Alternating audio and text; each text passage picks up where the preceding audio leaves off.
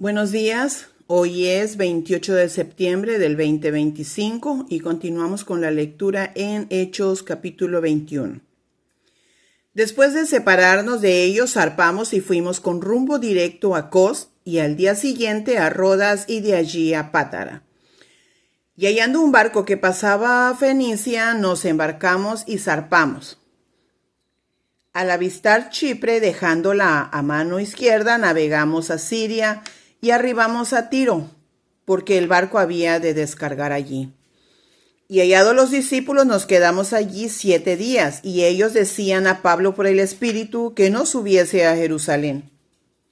Cumplidos aquellos días, salimos acompañados todos con sus mujeres e hijos, hasta fuera de la ciudad, y puestos de rodillas en la playa, oramos. Y abrazándonos los unos a los otros, subimos al barco y ellos se volvieron a sus casas. Y nosotros completamos la navegación, saliendo de Tiro y arribando a Tolemaida, y habiendo saludado a los hermanos, nos quedamos con ellos un día. Y al otro día, saliendo Pablo y los que con él estábamos, fuimos a Cesarea, y entrando en casa de Felipe, el evangelista, que era uno de los 7, posamos con él. Este tenía 4 hijas doncellas que profetizaban, y permaneciendo nosotros allí algunos días, descendió de Judea un profeta llamado Agabo, quien, viniendo a vernos, tomó el cinto de Pablo y atándose los pies y las manos, dijo: Esto dice el Espíritu Santo, así atarán los judíos en Jerusalén al varón de quien es este cinto, y le entregarán en manos de los gentiles. Al oír esto, le rogamos nosotros y los de aquel lugar que no subiese a Jerusalén. Entonces Pablo respondió: ¿Qué hacéis llorando y quebrantándome el corazón? Porque yo estoy dispuesto no solo a ser atado, mas aún a morir en Jerusalén por el nombre del Señor Jesús. Y como no le pudimos persuadir, desistimos diciendo: hágase la voluntad del Señor. Después de esos días, hechos ya los preparativos, subimos a Jerusalén, y vinieron también con nosotros de Cesarea algunos de los discípulos, trayendo consigo a uno llamado Mnasón de Chipre, discípulo antiguo, con quien nos hospedaríamos. Cuando llegamos a Jerusalén, los hermanos nos recibieron con gozo, y al día siguiente Pablo entró con nosotros a ver a Jacobo, y se hallaban reunidos todos los ancianos, los cuales, después de haberles saludado, les contó una por una las cosas que Dios había hecho entre los gentiles por su ministerio. Cuando ellos lo oyeron, glorificaron a Dios y le dijeron: ya ves, hermano, cuántos millares de judíos hay que han creído, y todos son celosos por la ley. Pero se les ha informado en cuanto a ti, que enseñas a todos los judíos que están entre los gentiles a apostatar de Moisés, diciéndoles que no circunciden a sus hijos ni observen las costumbres. ¿Qué hay, pues? La multitud se reunirá de cierto, porque oirán que has venido. Haz, pues, esto que te decimos: hay entre nosotros 4 hombres que tienen obligación de cumplir voto. Tómalos contigo, purifícate con ellos y paga sus gastos para que se rasuren la cabeza, y todos comprenderán que no hay nada de lo que se les informó acerca de ti, sino que tú también andas ordenadamente guardando la ley. Pero en cuanto a los gentiles que han creído, nosotros les hemos escrito determinando que no guarden nada de esto, solamente que se abstengan de lo sacrificado a los ídolos, de sangre, de ahogado y de fornicación. Entonces Pablo tomó consigo a aquellos hombres, y al día siguiente, habiéndose purificado con ellos, entró en el templo para anunciar el cumplimiento de los días de la purificación, cuando había de presentar la ofrenda por cada uno de ellos. Pero cuando estaban para cumplirse los 7 días, unos judíos de Asia, al verle en el templo, alborotaron a toda la multitud y le echaron mano, dando voces: varones israelitas, ayudad. Este es el hombre que por todas partes enseña a todos contra el pueblo, la ley y este lugar. Y además de esto ha metido a griegos en el templo y ha profanado este santo lugar, porque antes habían visto con él en la ciudad de Trófimo de Éfeso a quien pensaban que Pablo había metido en el templo.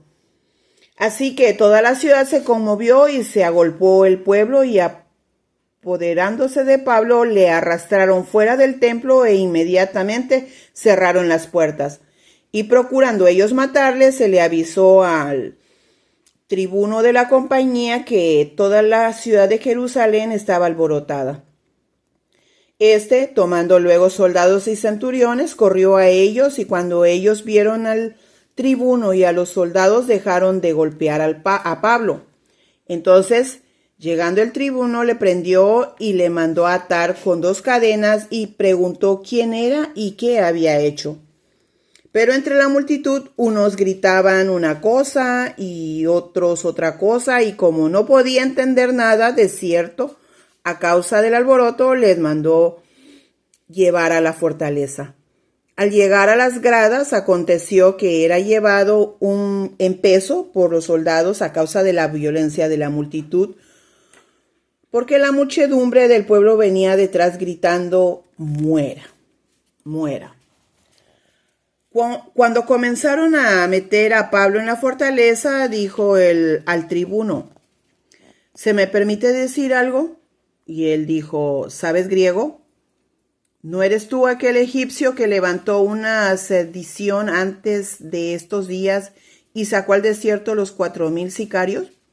Entonces dijo Pablo: yo de cierto soy, hombre judío de Tarso, ciudadano de una ciudad no insignificante de Cilicia, pero te ruego que me permitas hablar con el pueblo.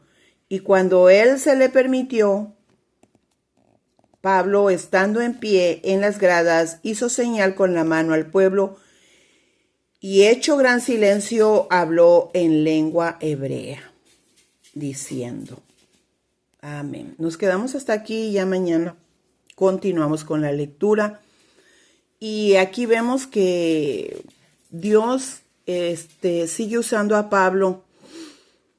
Y ahora vemos que a él lo están tratando mal. Si se recuerdan, en los capítulos anteriores, él perseguía a los cristianos y ahora a él le están haciendo lo mismo. Pero él dice que él está dispuesto aún a morir por el Señor, porque él amaba al Señor y se había entregado de corazón al servicio del Señor.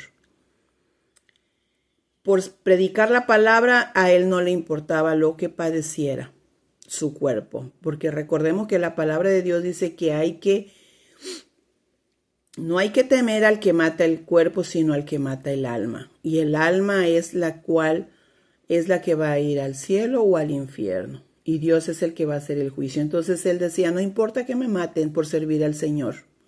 Sé que después que yo muera iré con mi Padre a los cielos.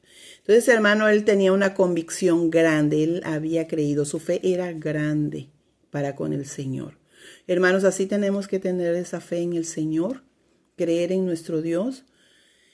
Y Él nos va a ayudar en las situaciones difíciles, confiar en Él. Y si hay problemas que tenemos en nuestras vidas, decirle: Señor, obra tú en esa necesidad si es tu voluntad. Y si no, Señor, dame paciencia, sabiduría para poderla llevar, para saber hacer tu voluntad, para no enojarme en medio de esta situación difícil, sino solo confiar en ti, que tú sabes el para qué está esta situación difícil.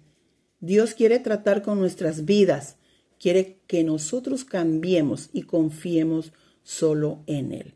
Dios les bendiga, hermanos, en este día, arreglarse para ir al templo.